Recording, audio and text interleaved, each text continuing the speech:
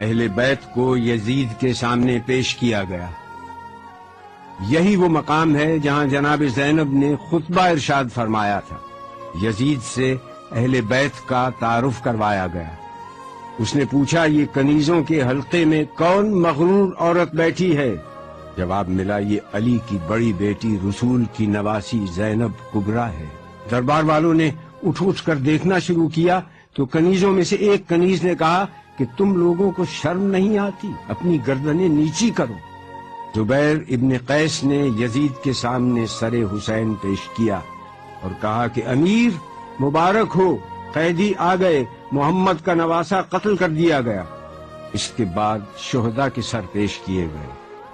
اس نے سورہ آل عمران سے اس آیت کو پڑھا، خدا جس کو چاہتا ہے ملک دیتا ہے اور جس سے چاہتا ہے ملک لے لیتا ہے، جس کو چاہتا ہے عزت دیتا ہے، جس کو چاہتا ہے ذلت دیتا ہے۔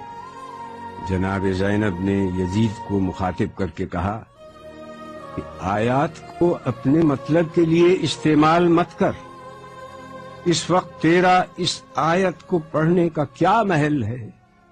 اس کے بعد آپ نے اپنا تاریخ ساز اور عہد آفرین خطبہ ارشاد فرمایا۔ شروع کرتی ہوں اللہ کے نام سے جو رحمان و رحیم ہے۔ ساری تعریف عالمین کے رب کے لیے ہے۔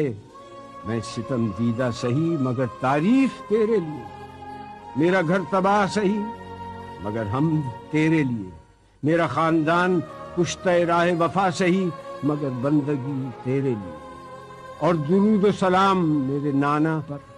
آپ نے جیسے ہی خطبے کا آغاز کیا، دربار والوں نے پہچان لیا کہ جس بات کو چھپایا جا رہا تھا اب وہ بات آشکار ہو گئی۔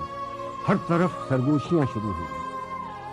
ہاں، برا انجام ہے ان لوگوں کا جو اللہ کی آیتوں کی تکذیب کریں اور جو اللہ کی آیتوں کا مذاق اڑائیں۔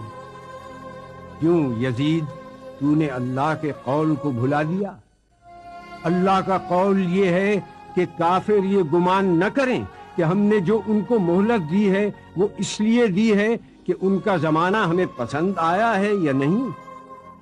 یہ مہلت اس لیے ہے کہ وہ گناہ پر گناہ کیے جائیں تاکہ عذاب زیادہ ہو۔ کیا یزید تو گمان کرتا ہے کہ یہ ملک ہے نہیں، یہ مہلت ہے؟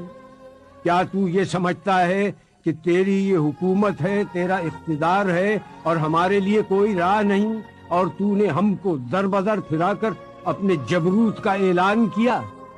یہ غلط ہے۔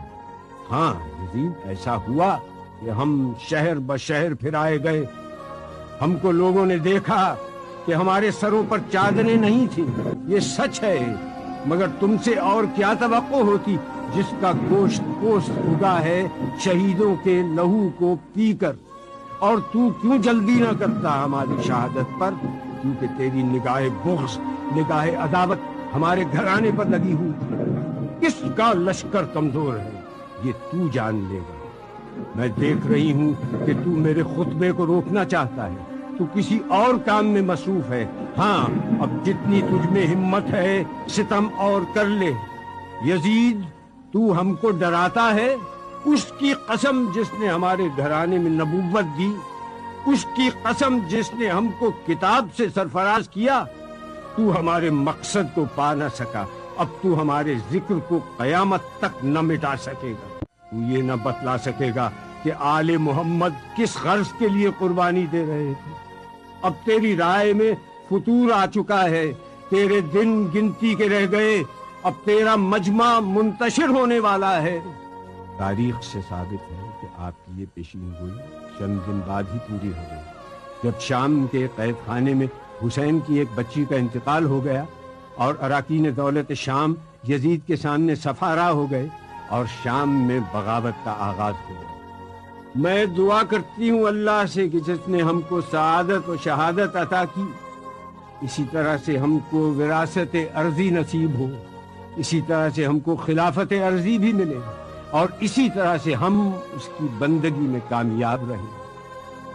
جناب زینب کا خطبہ اس آیت پر ختم ہوا جس کی ابتدا میں تلاوت کی گئی، جس کا ترجمہ ہے کہ اللہ ہی ہمارے لیے کافی ہے، وہی ہمارا سہارا ہے۔ سلام